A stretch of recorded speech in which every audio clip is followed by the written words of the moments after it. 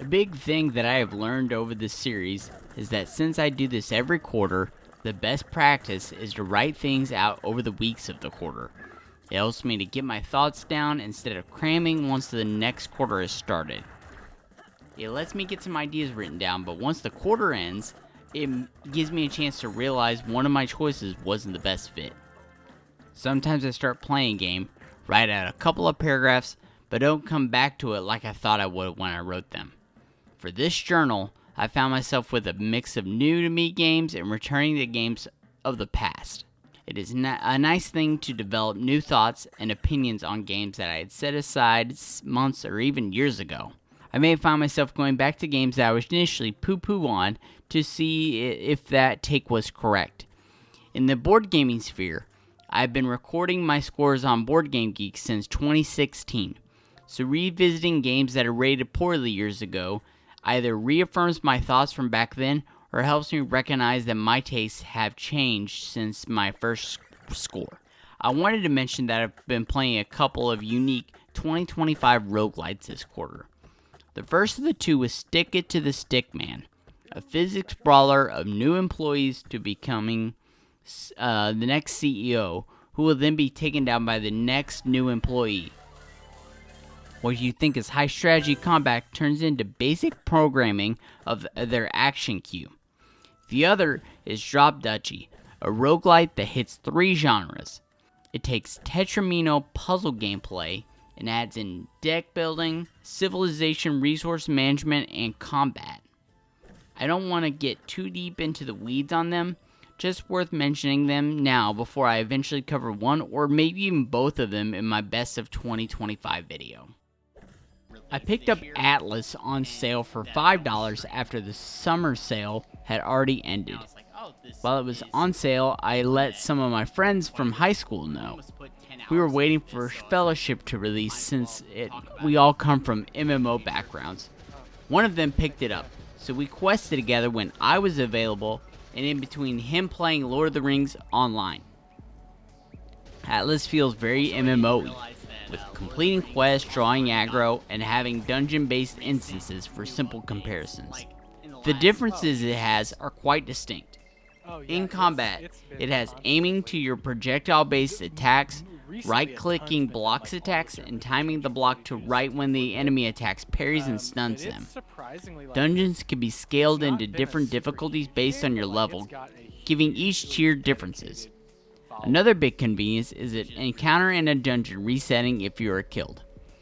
If you are wiped or people are killed, leaving one person, the deceased can revive and run to the encounter where the living stay in combat. If you kill the baddies and the next spawns take revenge, you stay on the second step instead of resetting the whole conflict. One big issue I do want to address with Atlas: the art direction. One of the first things you see about the game is how sexualized things look. Chests can be very busty for NPCs and made big with character customization. The same can be said with legs, if you know what I'm implying. The game does feature a warning that states it contains suggestive designs but nothing explicit. I was initially asking why it was like that, but with some research, the solo developer for the game comes from the adult animation field, so it makes more sense on paper. Just needs to be warned and understood by a new player. I can ignore it. It doesn't impact how I feel about the experience. One thing I do appreciate about it, and others like it that do MMO-style games in a unique way without charging a subscription. Many MMOs charge monthly fees to be able to play them. World of Warcraft is the most known and played, but others do the same like EverQuest, Star Wars The Old Republic, and Final Fantasy 11 and 14. More and more, we are seeing games like those that offer the same experience with just one per-ship. Fellowship comes out in less than a week, one that we as a group loved when we demoed it during the Steam Next Fest earlier in the year. It's even great to see, and Atlas is a good one, if you can overlook the visuals at least. And even off sale, the price is only $10.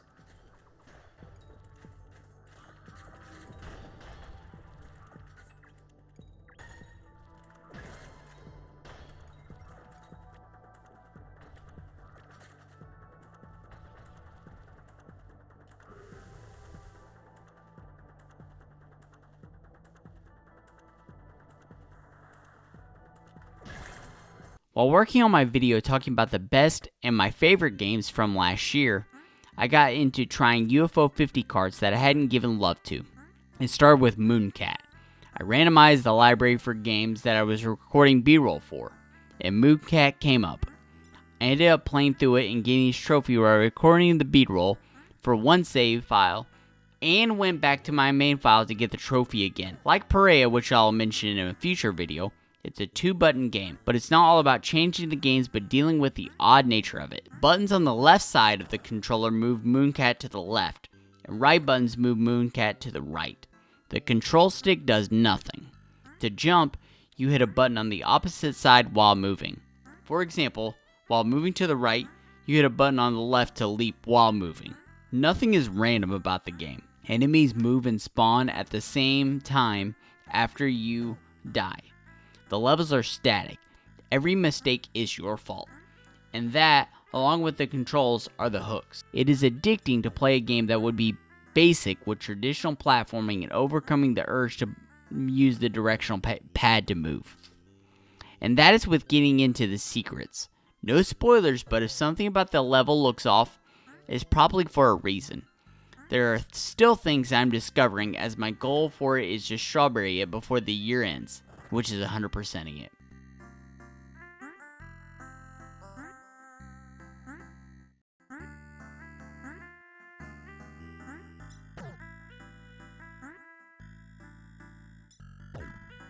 Sometimes I go back to games I once streamed. I have them categorized as streamed and completed on Steam, but most of the games I never beat. It's just a place for me to put games that I've already streamed. Friend vs. Friend is a different look at a first-person shooter. Matches focus on lower amounts of players instead of many people on each team. 3 vs. 3 is the highest, but I've played all my matches 1v1. And I feel like having just one opponent is best for the second wrinkle it adds. To change weapons, add bombs, and gives buffs to yourself or debuffs to your opponent, you don't find them sprinkled about the map. Before you hop into matchmaking, you build a deck. Those different things to tilt the match in your favor are based on playing cards that you assemble. Why does it fit best into the 1v1 in my opinion? Because it feels like a TCG match through the deck build. The characters you play as have their own abilities, so you build decks that best fit to their strengths. Plus, the maps are very tight in their design. One map has the combatants fighting atop 5 cars speeding down an interstate. So utilizing your cars to best capitalize on the layout is key, that adding more people to it just seems to add more chaos. Very similar to how players in the 1v1 TCG can be. The cards can do incredibly basic things like increasing or decreasing accuracy, raising or lowering damage, and impacting the speed of yourself or your opponent. But there are some pretty bonkers things in there. One card is called Mind Blowing, which sounds pretty basic until you take the saying away and think of it literally. When you use the card, the opponent has their brain showing for a short amount of time. If shot, there's a chance for you to automatically win the round without fully depleting their health. Another card that is cool is Nuke. It says, "In the world as we know it," on the card. You're probably thinking, what in the world does that mean? I use it a lot when I'm in a situation that I think will quickly lose the round, or when the opponent has added to the map that gives them a heavy advantage. When used, a nuclear bomb hits the playing field, transforming the map into a crater that the bomb has struck. And if one of the players uses a nuke card again, it changes it to where you're in a low gravity section of space. It provides some distance between players, destroys things like turrets that were added into the previous map, and creates a brand new environment for the players to traverse. A big thing I really dig as well is that you can move around the gas station where the characters meet up for their matches instead of navigating traditional menus. There are some cosmetic DLCs that you can get that add locations to the gas station. If you want to swap characters, they're lounging around the gas station if you want to change them instead of going through a menu. Free roaming even offers some things that are not found in the menu, or if it does, they aren't easy to find in that menu. There's a range to practice each weapon, a place to show your account progress, and even a jukebox. Returning to games are such a joy when you're reminded why you liked it in the first place, and when new things you like are discovered. It helps that I generally don't have to wait more than a minute for an opponent after it was just released for consoles with cross-play multiplayer.